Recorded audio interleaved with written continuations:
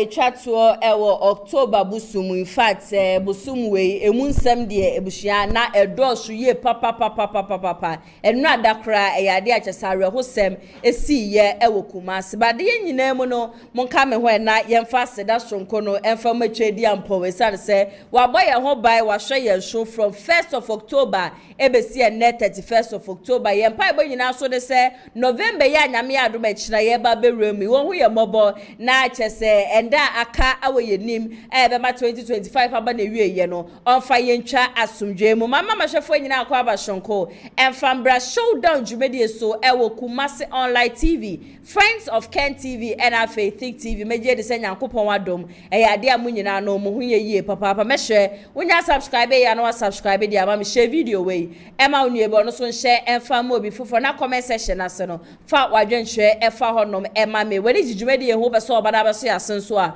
wetimi afrayen ewo 0550623377 oba o product a woton wa na se bibi no trust me say metna fidie ma anum se ni mabo hu de ro kama ede ama na nne no yankwa nsama maboaboa no amede esom se showdown jumedie eya de achese boabe ya samoa wakasa na ensema boabe ya samoa eka ne se MPP amanyokuo no chese nkrofo wo mabere wo party ni mu ye papa wosasa nkrofo no wo ba no mu bedide no sebi ye wo nkrofo bi adwe ni nya adwumanti no wo makọ no makọ fa wo bi a wo no party ne hyase no onim kwanya party ne fa ahwo ba ye amafo ebre amafo sacrifice de ama MPP party ni nyina no na saa nipa ni ni monumbom ene wo makọ akotebrim no ede na ba be si party ne mu ajasa de che ni ade sebia no nipa no create confusion e wo party ne mu na nisema wo ka ye nyina na ebusua ebekọ ba be si se obeso wo kire se Dr. Mahmoud Bawumia oya foreigner Dr. Mahmoud Bawumia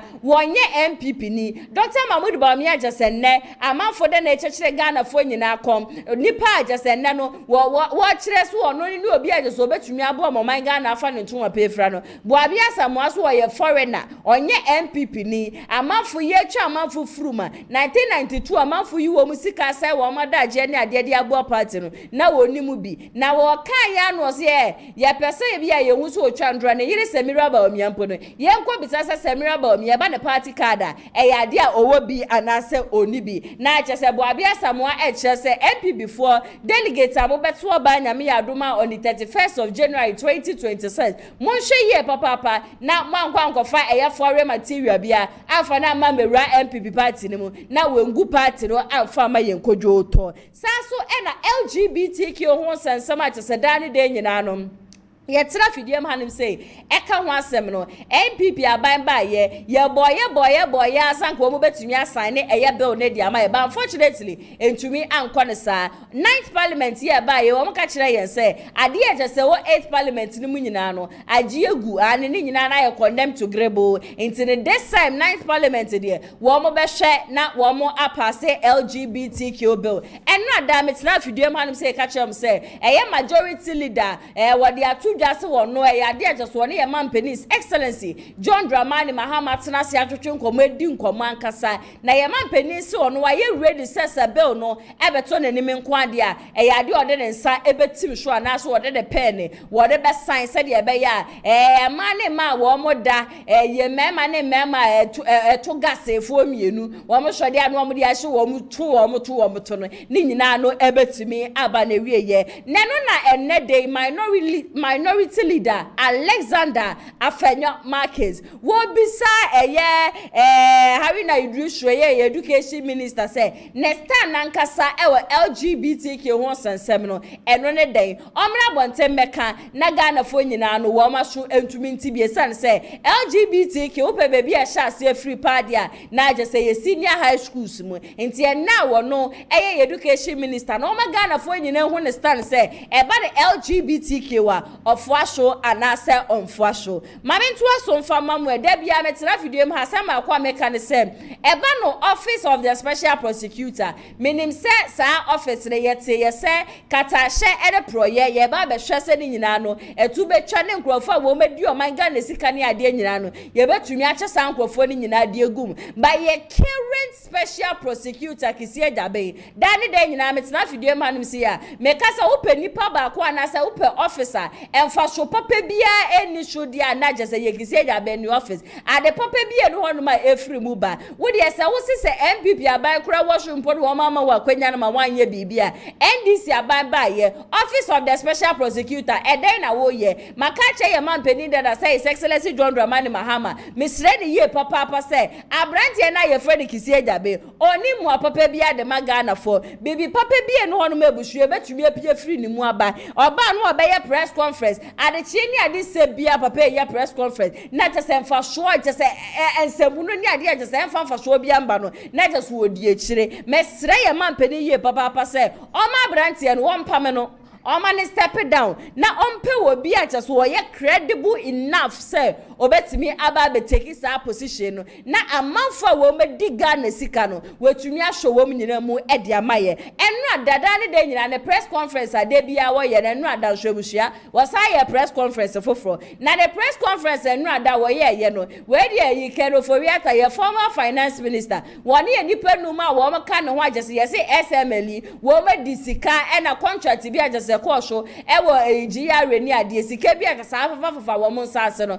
nedra ndra de obejira hono mo bekasa ye no osi nyame ya adoma ye November ya ye ba be wremu ni da jese twacho okra that is 30th November kwata no na jese sa nipa 6 ade a wo mu nyina no ye de wo mu ejina emra nanim wo so onom sika jese sisi an wo hwe so obetumi retrieve ade afi sa nkrofo ho 125 million Ghana cedis no SML deal ane nti Kesie Jabe no ada ne press conference a wo ye no video no e wo hono but before that no eja onzo no be press conference a obo amane ma Ghana fo nyina ate so wo ba be press conference eno na Frank Davis a wo no lawyer Ed McCain ofori ata was na na ya se wa semi ma mi fancy u show na ka kire Kesie Jabe say me client a ye friend Ken ofori ata wo show prosecution and net do show prosecution na debia na aba na media rounds ni ade no wasi ayeye wati Kesie Jabe pe bebi kwatena na mfasho bie ni uso tese wo bie di bone na abeso de no kogina mra nanima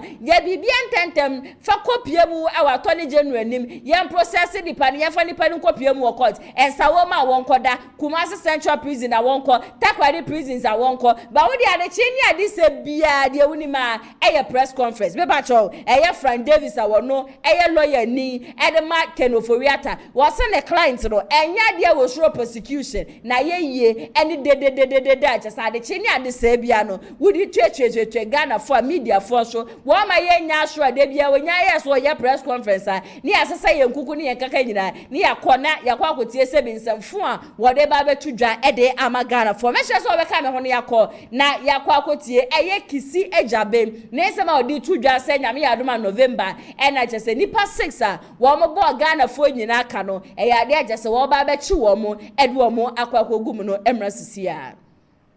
The outcome of the investigation is that the OSP will charge the following persons with various corruption and corruption-related offenses before the end of November 2025. 1. Kenneth Nanayao Oforiatta, former Minister of Finance. 2. Ernest Akori, Chef de Cabinet to Kenneth Nanayao Oforiatta as Minister of Finance. 3. Emmanuel Kofinti, former Commissioner General of Ghana Revenue Authority. 4. Amishadai Obusuapanyin, former Commissioner General of Ghana Revenue Authority. 5. Isaac Krenzel, former Commissioner of the Customs Division of Ghana Revenue Authority and General Manager of Strategic Mobilization Ghana Limited. 6. Kwejo Damwa, former Commissioner of the Customs Division of Ghana Revenue Authority and Member of Parliament for German South constituency. As part of the process, the OSP will seek to recover the financial loss caused to the Republic from the persons listed above. Also, the OSP will recover a total amount of 125 million cedis from SML by way of a disgorgement of unjust enrichment of overpayment by the return of the benefit of this amount it obtained unfairly at the expense of the Republic. This amount was arrived on 2 considerations. First, the participation of SML in the public revenue assurance regime was based on largely undeserved automatic payments detached from performance. Second, the figure was adjusted on a quantum meru basis. This is a legal doctrine that developed the English common law as a form of implied contract or quasi-contract to ensure that the person who conferred a benefit on another received compensation, even when no valid contract existed. The courts introduced the doctrine as an equitable remedy to prevent unjust enrichment, recognizing that fairness sometimes required payment even without an enforceable agreement. In the present context, the OSP configured the doctrine in respect of adjusting the fair value of the investments made by SML in pursuance of performing its obligations under the various contracts, even where the contracts were procured unlawfully and even where services were minimally performed or not performed at all.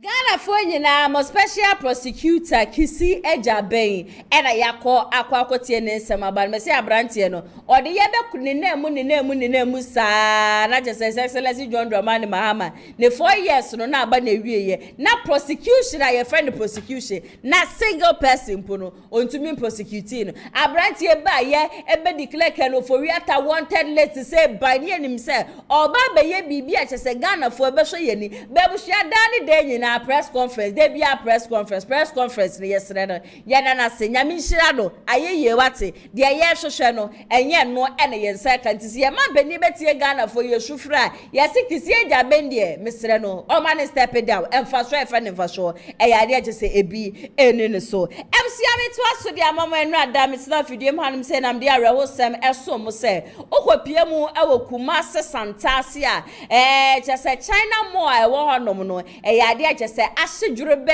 ajese pini mpo no nipa ba akokura de yatumi mpo amfa pini kura emfa mfiri ho but na asem de ene se obiya empra an obiye no ono majese eja ajese hyehye ye no ne woto chima na se bibio ne wo no mo ono nyina no obiya nya ne tiri edidi mu ba na de na ya areho ne se ye workers a wo mo honom no na wo mo complain se ebiya ntumi amfa wo mo phone ebiya ntumi amfa wo mo bag ene ade na lady bi kura de oso ono adwuma wo ya ne na se adwuma wo ye eno anada ne de nyina no eya na odi fidi ono ne ho esa so edi fidi na busua na eno na si ye eno na 30th of October eye nim se na nso ye 31st of October nka ne ena bosom ne ba na wie ye ne ya ye adwuma no akayaje kakra wa ede ahye ye botom sisi agese ono ma hye dwure be wo so wotu na ni hwe na chi na nim ne de benkum ne bebia onim bebia emoa eba be firi aba na de na nkasa mu nso no na esisi ne so nti bria kro ka kire ne nanfofo se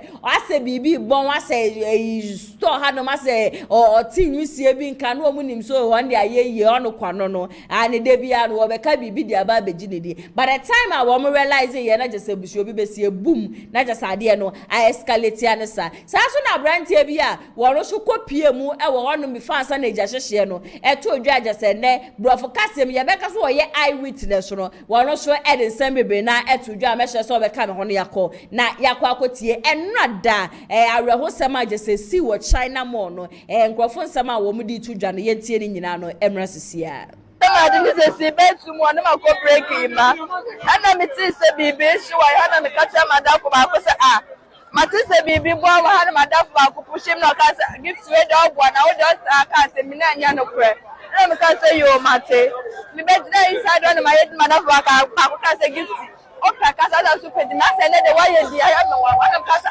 me so da na ba bi shi ba na me bi ga di fro me buy my head nti yawo ye de wa ni ku na de ta no start de wa chire wa se me na fofo no wo na na fofo ba ku di me ka no ye se give so ka se di beach na sa yampa ko se warehouse wash e de nyina ba ka se ye di me ka ne se de fire bucket e ne se senso wa hadin kan ko du mo na that is say do na ka ma na wa ko se e ta de ko ba bia ti se fire sense for we ne bet me du mo no it is sense those are the du mo ne fire sense for e sa na mo ba ye ne we ni mo de mo say why to me jana ba se madam ka se yense sa yale yense sa ye ne ma ne ba ene ade ye to bi bet ma fa bia ye fa flow it ye try why is I continue na to say she and me about it stop na ka se yense na fa bi a ti ko bo se me be so stop na ye fa didi stop na me to ma me ba pa wo and me try fe tuma we and me na didi and me na bi the fama me ka cha ma me wo dia wanya no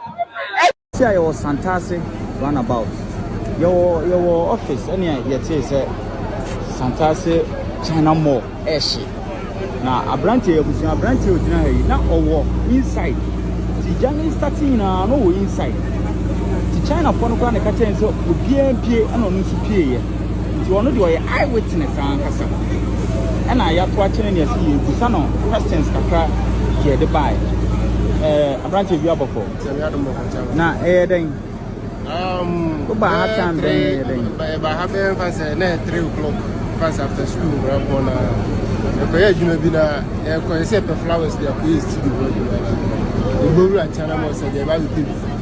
So inside one man, and we are set Jato, like if I say, Honey, warehouse inside. And I'm saying Jato, Honey, say, Jato Honey, Tinasa could be a P.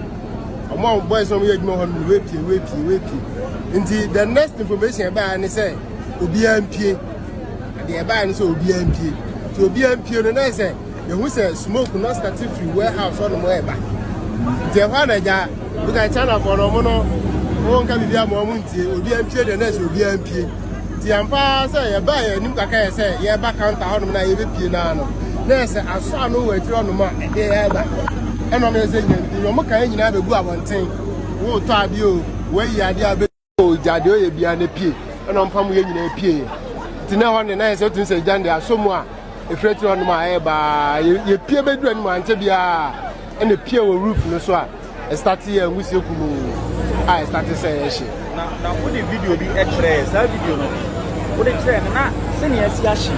And says that then like then because Antibia, you won't say, Antibia, you do. And the fire service for no, a fray, but once a fire service for the Ghana Hano, Ofra, Abiana Quakusi Penny, Penny, my instruction baby, and son of Bedruhan, not the Benya, SCV. But time I appear, no say, China, I had phone near my any local bonus animal using Intino, a dentam. Intino, so we say, that is a not so warehouse on the Mokrada. It's I just say, and then can bomb the Canadian many BMP, but China for us will BMP, and next will BMP. See, a bit Bontina, in fact, for knowing some start to make a say.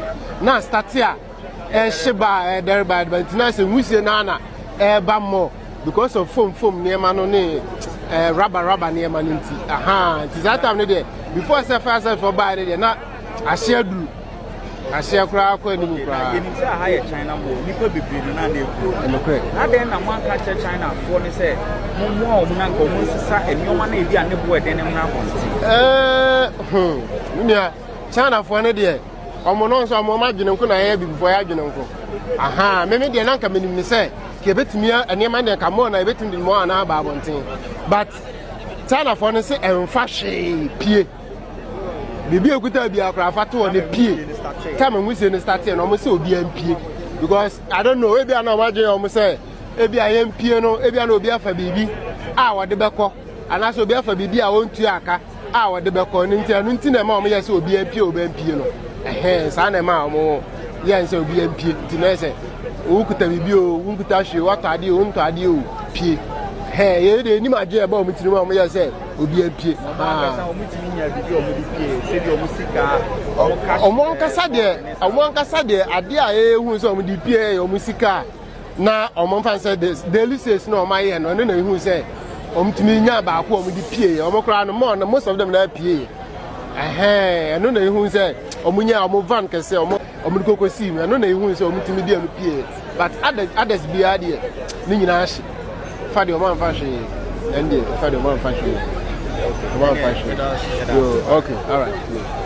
Abusuana CHASES nrada rehosema esi ye ewo Kumasi China Mall a ewo Santase no ene yakọ akwakotie but wo hwa brante ni say ya no wo kire se wo mo ye sanka wo mo be park niema na China for na mpeno me understand him. I think say they were trying their best say wo be protect eye nipadoma na wo mo mo ni mu as at that time because ye share said the China mo aye nyina ye ni wo mo de eye phones no robbers ni ade inti say yampe kwan ye be fa so ye be ma mu nyina mo pie na at the end of the day no e bia na bibi koji wuma na say bibi koji buma na ni pass aba be hwere wo mo kwati. I think say ye China for na ma obi a pie ye no eno so betumi aka ho bi e na ma enrada yante say nipa ba kompo no e ya de bia o pra ya na say bia ne ho e hyehye ye be enrada me hu say Kevin Taylor nani abere a wo kire say o we de ye China for na je say wo ma hye wo mo niema because of insurance ni ade but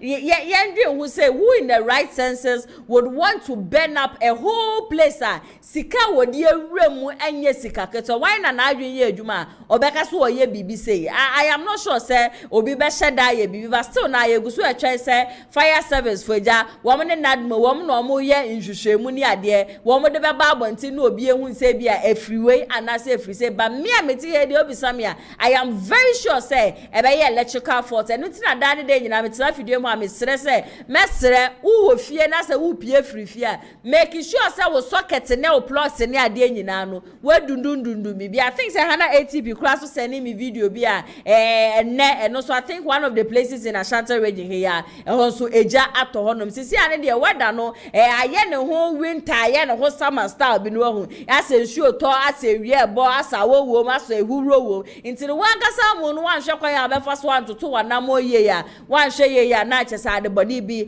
ato obi bi nti mesere mo especially mo am use gas stove ni ade wo mo adwuma mu ni ade no mesere mo nyina no mo nya very careful emfa emma me na ebusia daddy Lumba ni wuachi chese ewuachi sensem ni wona chi de ansam ne de eye bebre daddy Lumba wuachi ansam ne ye bubruja chese court nsensem nyina akra no aba be pie mu I think on Tuesday wo mo ko pie mu court ana chese daddy Lumba ne hu keni aye nyina ye nim no akosu asewa or the case ko pie mu court say on the 6th of December 2025 na ye si honom so mo de be daddy Lumba ye no anka court enfa injunction enfa ntoso na so wo mo prayer no ebushia eyade a amfa na me ka kire am say nefia da nso da yade o mekwa akopie mu court na de beto fom bia na me mfa nka mo me de be som mo ani nti de matena ha de na aje say nenso no wo mo kopie mu court no ye Ernestina Fosu ajas wo no ye nim si woni akosua sewa e de didi bom kuma madamfo woni na na ekọ no na eba na wo mo kopie mu court je say mami pie ye bushia mami te so ankasa mami kasa kura emma je say ye kan say suppose de je say sunu kura na bushia wo su emma ni nyina no wo se ade anka wo mo hwehwe nyina ne say wo mo ne de wo mo hu ne say daddy Lumba ni wu a wo wu ye no bibi kuremu en wo bi chechire nti na anka wo mo hwehwa say anka investigation the autopsy report ne ade ebe koso na ni de nam so e ma daddy Lumba wu ye no wo matumi nipa so e bia obi de ku na wo matumi ama nipa na jambra ne ne bibi su na ku ne say ne ye poison no say ne ye dan yo na ba bia e wo so wo mo de to no mo de ato ba according to mami wo se Abusuapanyin just wo mo ka bia Abusuapanyin be so wo betie wo ma ka che Abusuapanyin se nka sa December set na je say ye ne hye no onto ne bona wo mo nye autopsy report wo mo nye hwehwemu hu ade kureku daddy Lumba ansa na wo mo besie na wo besie no Abusuapanyin so abomi fita duku eno onye ready so obetie obia na wei ena Ernestina Fosu ya wo ye daddy Lumba ni nua bae ene abusua na de wakanta mankasa na entam no kaaye no ode yankase yewura Otumfour osai tutu and wodi de kunya kese no ena jese ne ode akantem se mampeni nim me se mampeni se Abusuapanyin nim na Abusuapanyin nim na wode ne nsa ekoka daddy Lumba ni mu ni so wo mu sie na ene abusuam se de besi wo krom ha no enya asam keto aka me hono yenkɔ na yenkotie daddy Lumba ni nua ba Ernestina ene wo mkopie mu court na de bobo ba ye ne ade nyina no yentie emra sisia Ntam Kesie say what you will sacrifice no no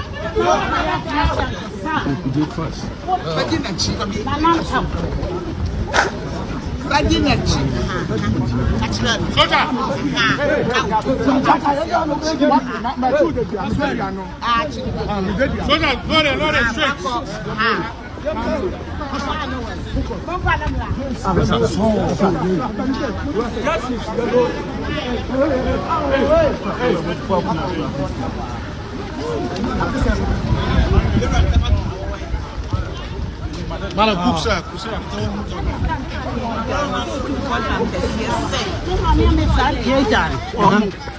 On your penny, your bet, oh dear, Niankasa.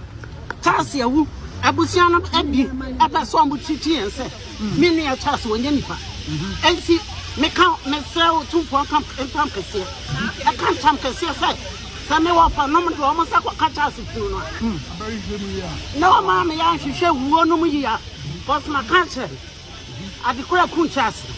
As I see you, say I want me can't what so Otumfour Ntam. It's a quarter to season to Ombe, you know. Season, Bacano, and you won't go in on you. Give us the only one. Papa, you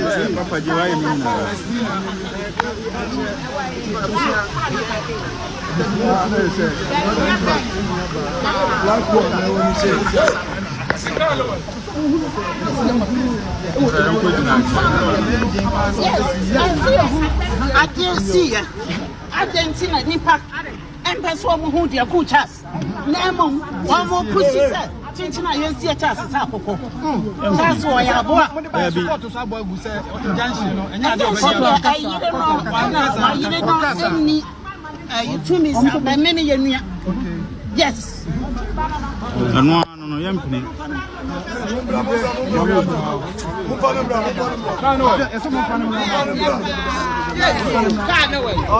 Some money customer.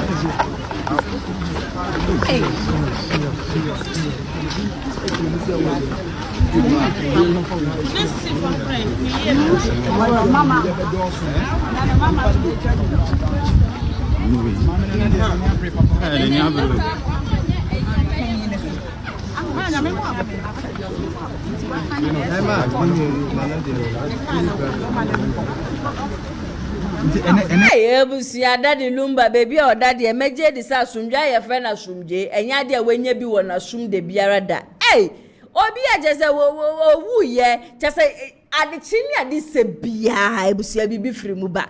Same free Abusuapanyin, near free Akosia say why, and free na just a free Daddy Lumba, Ninuaba, and free na just a free social media for so just say Daddy Lumba, dear. May I show us a much action, I just said now we will copy a more quality, Ninuaba, or Otumfour Ntam Kesie, and I just say, as some more Drew say, Abusia. What did you know? Say Abusuapanyin. So I was sure a bema or Shadiano pan the bema general. One fan and some fan coca a yada the Lumba new in the body nufuno and Cassa ya baba yen name said your best will chrome hano. Abusua and ya asam catwa. But when did your quarter show it? Aka say a moony dear Abusia dear and Abusia be a with tray into the many day in our memory dream them Abusuapanyin over to me see this year or be any bibia but they would need your banner say a day.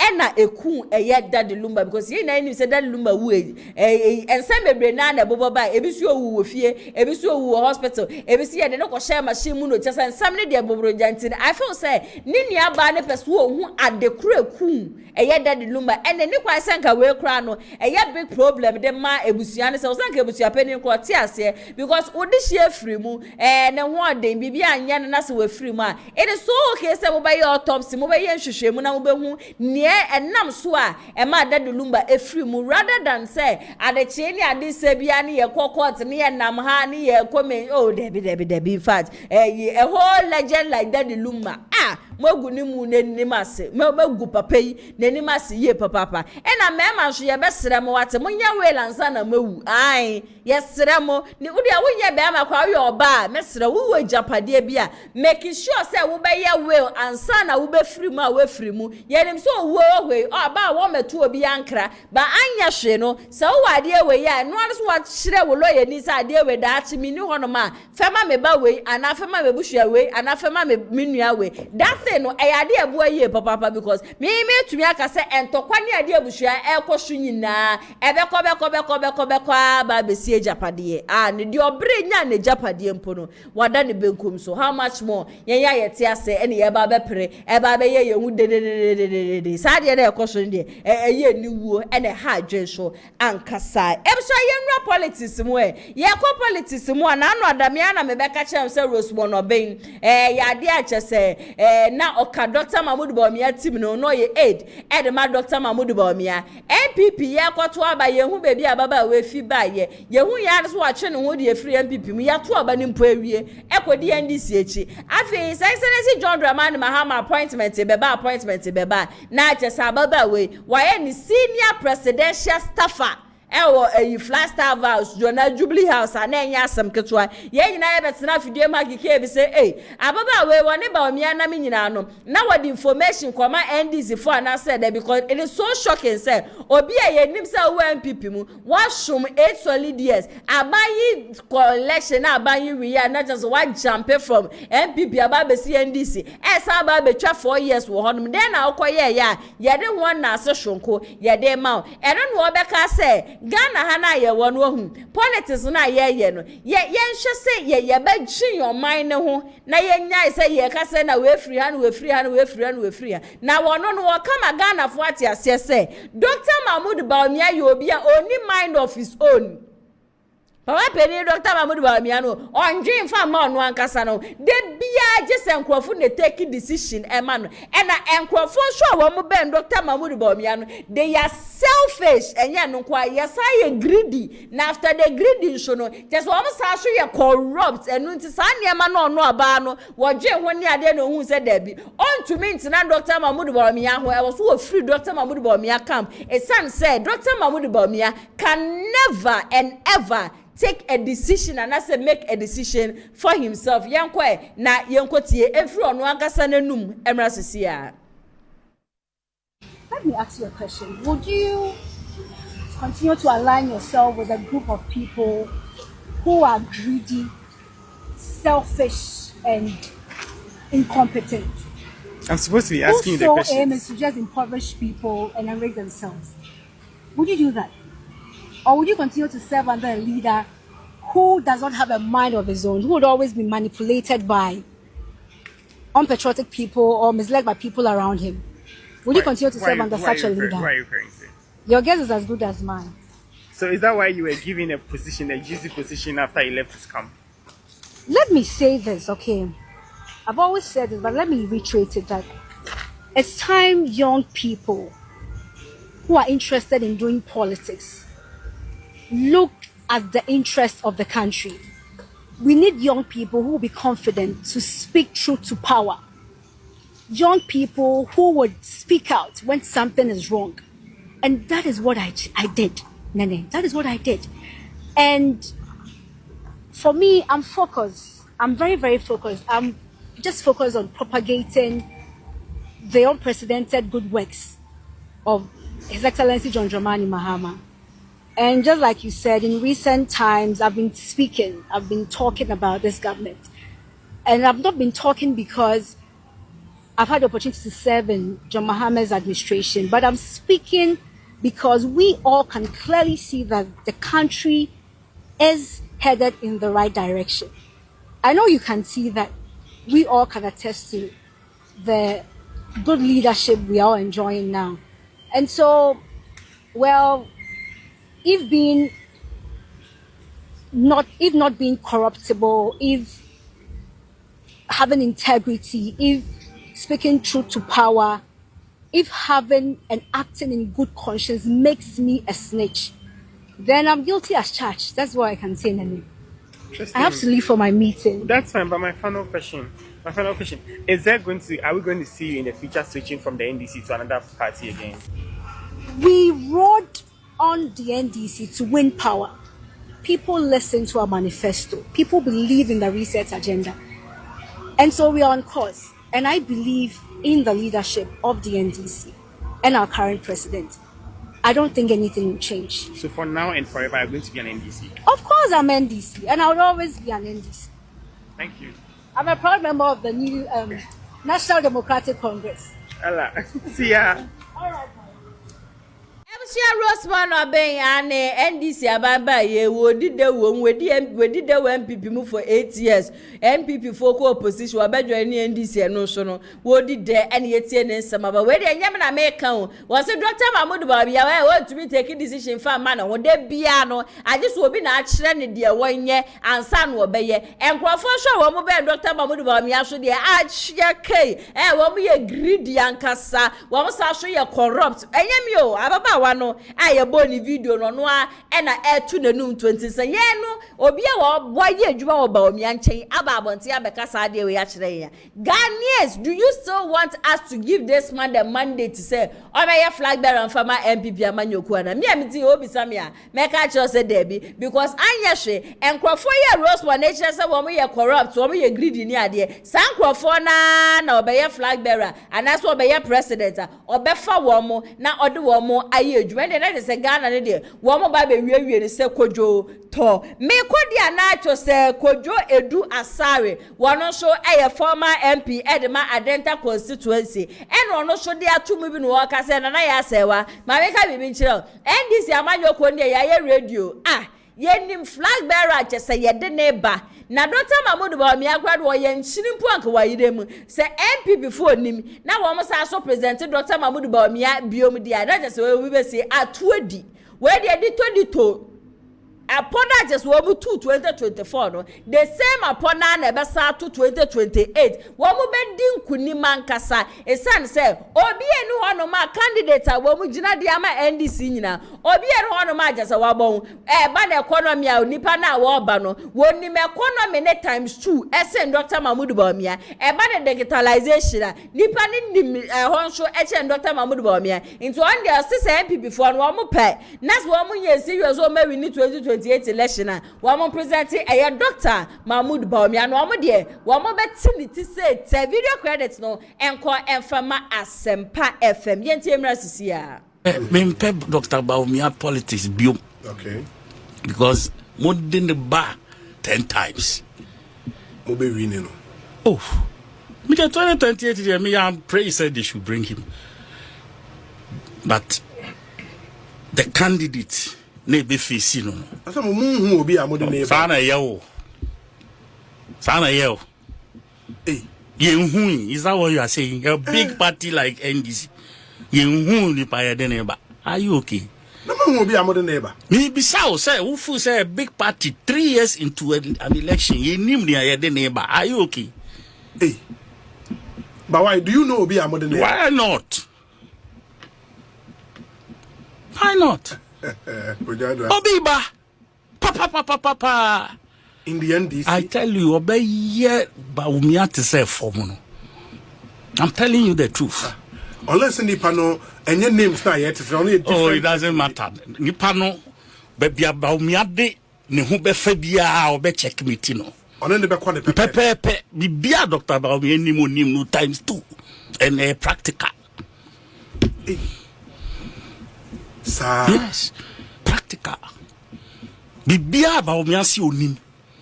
Say ye economy, say ye dien. Nipa ni nim the times 2. Times 2. Whether practical. Or a body of work to show. And I'm just say ye practical, so it will be there. You did no be season any. Oh, then that's how we then out to be here. We then out to be here. Ye be who? O matching will be be mu and better. Yes. And a lot of NDC for think like they are okay. Oh, sir, and I'm just we are not ready to mention names and to make any exposures yet. But the time will come. Time will come. Timo Bian get deluded at all at this point, sir. Skirmishes, I also no.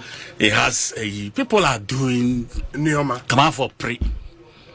What I say, come out for a pray, but there's somebody who will take over from President Mahama.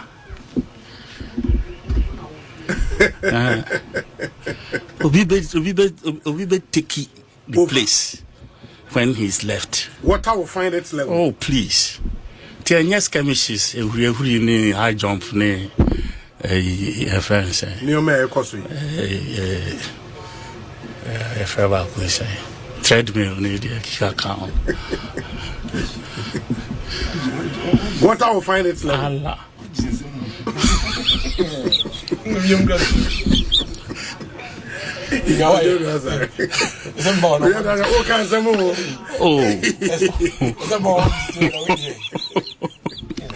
Oh, Obi. You see, we facing facts. What I say, maybe Yenum Binu, Sana Yeti. Because for now, we saw every political watcher. Obekacho say, NDC Nyam finding the replacement for John Mahama. Yeah, because we are almost channel. Yes. I don't want a person almost share. And almost share. And yeah, no, almost share, but that is what they have chosen to watch.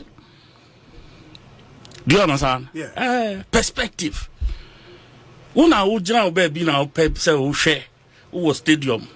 Who they all say park no over here one side. Share ho. Over here share go other side ho. We say why na share. Na body natural. You know, don't worry. I'm telling you the truth, say. We have a quality personal at the appropriate time. Rocky this government's a friend saying prospects by just announcing and derailing whatever. No, he won't do that.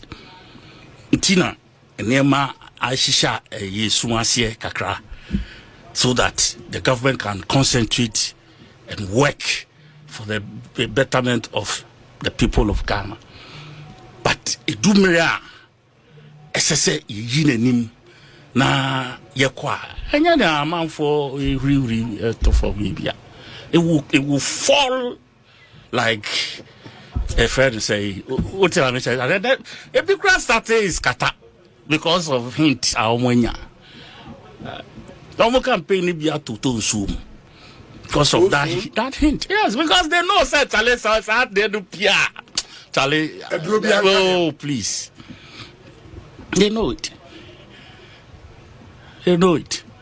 It you know, I'm for sure Musapu because first one, the first batch is drama. Real action never have drama drama amount for we say drama say high jump say treadmill say what do you do with party and I make us a go stress from party David go Ebusia kojo edu asare ene yakwa akotie na ba sisi ane de wo mo twen MPP for se mo de ba omia be ba wo mo nim se ba omia yade a wo metumi atwa ni ti se tenti no mo nsuro wam so mo nya scared the cry se ba omia na mbasa mo de ba mo fa ne mbra na mo de ne ba so a NDC for first candidate a wo mbe yin the first time no yade a just wo betumi edi nkunim ankasa ede ama NDC amanyoko no saso ena honorable Collins Adomako wono so MP edema efijai kwabre north wono so de nsembia tudwa ne nyina no efa LGBTQ bill plus ho sensem ne ade ene wo ba beka se NDC for wo mu magana fo nyina hu se bi ye man pani dada na na do ko egufo ado chese bill no no mbe so obesan chese MP before no mo fo asho wo mo fo LGBTQ no so eno ti no man sign bill ne ade na so NDC for bra no mo opposition no wo mo de ye campaign campaign catch the Ghana for say I just said this whole LGBTQ won't say me one more buy ya just one more best sign bill 10 I feel the ban is saying and I end this for a year the 6 other the Ghana 49 or say MP before Babe lose 2024 election in LGBTQ plus Bella just a woman sign on Ninano Eka will be and my MP Piamanyokono won't lose it this time lady said a man penny a Excellency John Dramani Mahama Kayeno or best day ye Babas won this Abashana show and from Ghana for Yenti no show Emra CCA. May come by basic LGBT assembly. Hey, Cardinal, young country before the election. Otumfour was dramatized as somebody who loves gayism. Hey, in parliament, you can't parliament. Matter be suffer, press be suffer. All the big churches, Muslim, are suffering Patina, no more gallery. Oh, sorry, so Kasa. Oh, damn, Uma now suffer to her. That was the drama. That was the picture these people painted for us. President John Mahama, Okache said, Oba signing into law. Quickly, cry. Was it a simple matter? This was the campaign.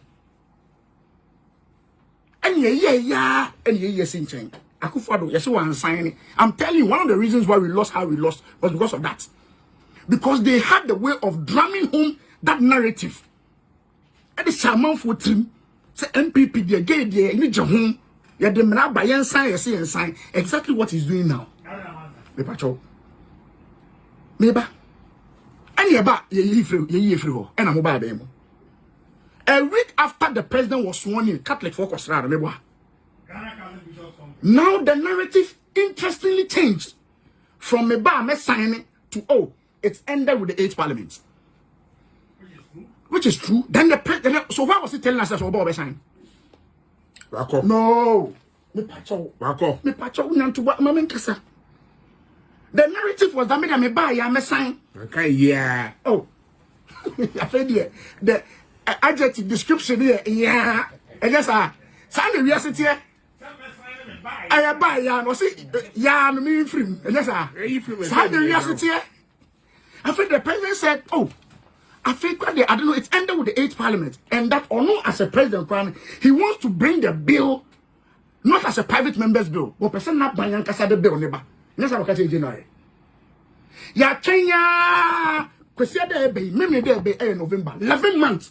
I buy no for bill now. After how many years? Oh, I see. Can you Then private members of parliament. I buy them from my and no trigger the same process view. Okay? Last week, I make a hey, Omakwa could see even meeting the private members bill committee. I check and some and my better other papers. What's the majority in that case? Not a friend who saw what church or try explain to him. Majority leader told us said there's an administrative error. And that even the clerk of parliament was not aware. Or say even the speaker was not aware. A quite fast better other papers on our way. Peace F. Honorable Collins Adomako Enebusua Yako Akwako Tiene Sema Bananache se were the Shankasa no modo beto ye man penis Excellency John Dramani Mahama so na LGBTQ plus bill no ebeton enima wodi ne kokromoti etim so ede amaye hana ATP asenase ebusua ensema ba wankrata ni mu no wo ba be pense ni nyina mu ede amaye na before asan mema na kwaba no Lionage Clinic GH wo mo no masomase a mede eye shoulder jumedi eso mo mesra mo ka me ho neja mincha me ho sima emra sisia Abusuapanyin ben na hawo and get to brain no me come for Lionage Clinic Ghana Fama ahankwa na abepiem a ye de bibidro esaw yare abusua se oba bepiem wa hase ya yesa enam yare bi te se syphilis gonorrhea candidiasis jalipo do na nim se a friend of white no. Hello everyone, my name is Dr. Maxwell Aziz Mensah. I'm the founder and senior doctor of Lionage Clinic Ghana. Our mission is to provide you with exceptional herbal medicine treatment and holistic healthcare to all our patients to becoming a healthier you. Thank you for trusting Lionage Clinic Ghana. Lionage Clinic Ghana your #1 healthcare expert.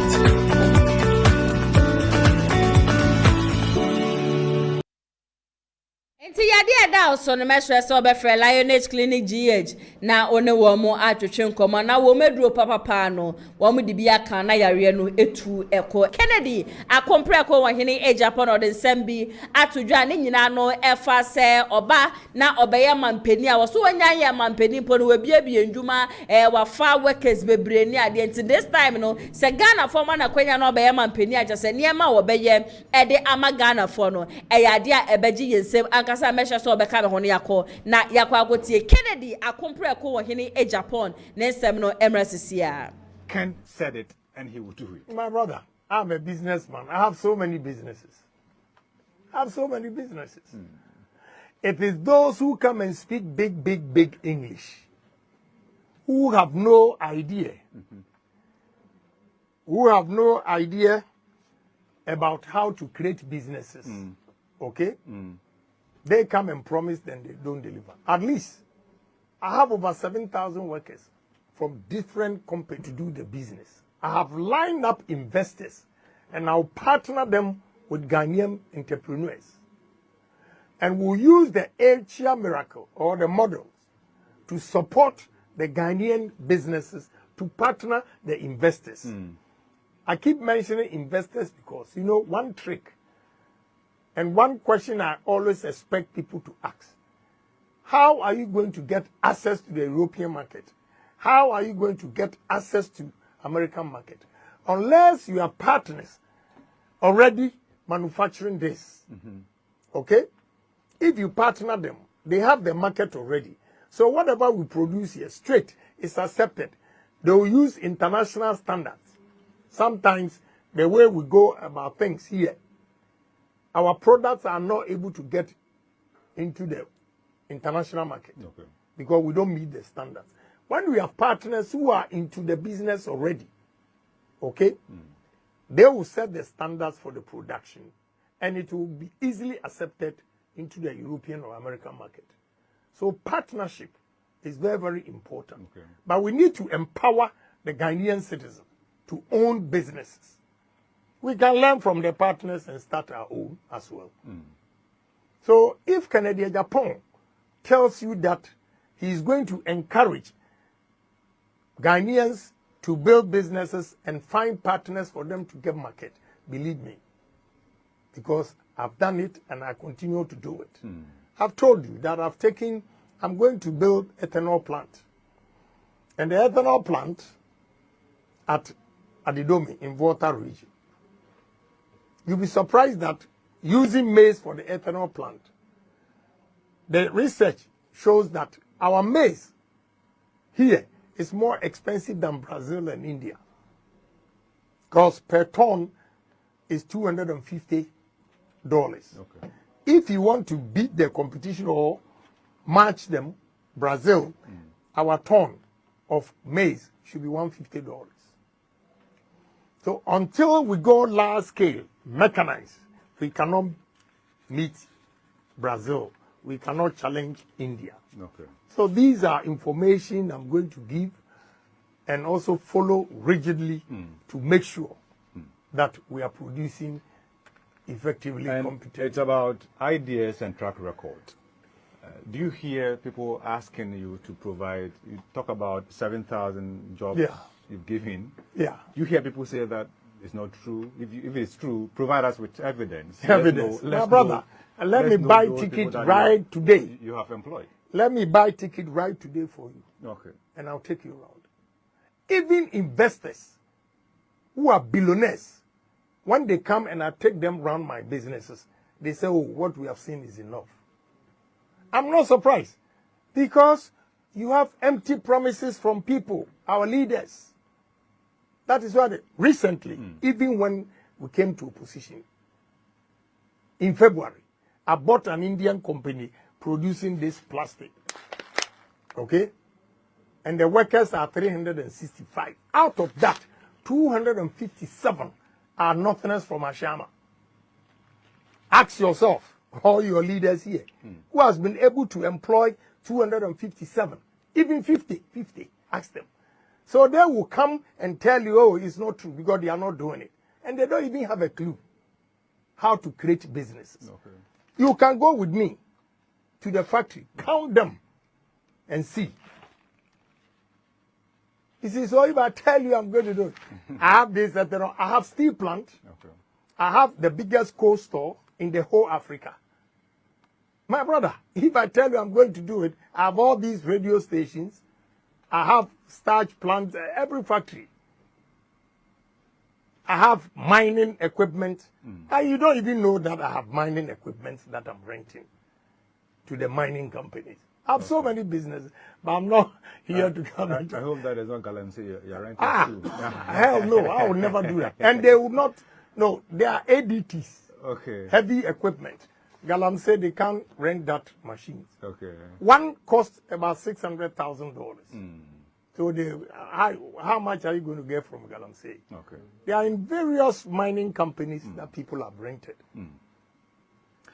I know you are in Kennedy akompreko ohene e Japan bema bie na no na wo kasa what rich ideas no what say campaign na no ohia nkasa e na wo ye wa kire de wo ba obeba be ye nyina ye be se delegate ankasa e ma mundi Ghana fo nyina hwe amomre no so a mofa kokromote no enkasa emfa emma no Lionage Clinic GH e de so ma se eja mitumi e de shoulder jumedie no e be so mo me ba cho yawe biara wo yare biara me kanfo wo mo e de ama wo mo bibiduro papa wo metumi e de ama na chese yawe no etufa wo mo nkramante mo Spencer aso na Kumasi aso wo mo tech maximum me ba cho ye free consultation na wo ntue sike bia ofre wo mo a ye free wo mo ye adwuma Mondays ekosi Saturdays anopa 8 a.m. ekosi enwumre 6 p.m. wo nkran ya frɛ wo mo 05596584003 aso ena wo Kumasi a frɛ wo mo 05581434338 na person oni odokitani na kasa ehwetwe nkomo nso abetimi afrɛ no 0240689641 na one no atwetwe enkomo mamida production team ni nyina ase hana ATPD newspaper review ne besom ye saso ena kwadwo yebo a camera NMC on sanu ejuma na etwegoro executive producer Mr. Daniel yebo a meso ametire dwam ene jumedi ye besom medi ene na ya sawa nyame ya no next week ya besasu edi ehia. Have a wonderful weekend makramo. Abusuapanyin na ehawo and get to brain no me come for Lionage Clinic Ghana enfama ahankwa na abepiemu a ye de bibidro esaw yare abusua se oba bepiemu wa hase ya yesa enam yare bi te say syphilis, gonorrhea, candidiasis, jalipo do na nim see a friend of white no. Hello everyone, my name is Dr. Maxwell Aziz Mensah. I'm the founder and senior doctor of Lionage Clinic Ghana. Our mission is to provide you with exceptional herbal medicine treatment and holistic healthcare to all our patients to becoming a healthier you. Thank you for trusting Lionage Clinic Ghana. Lionage Clinic Ghana, your #1 healthcare expert.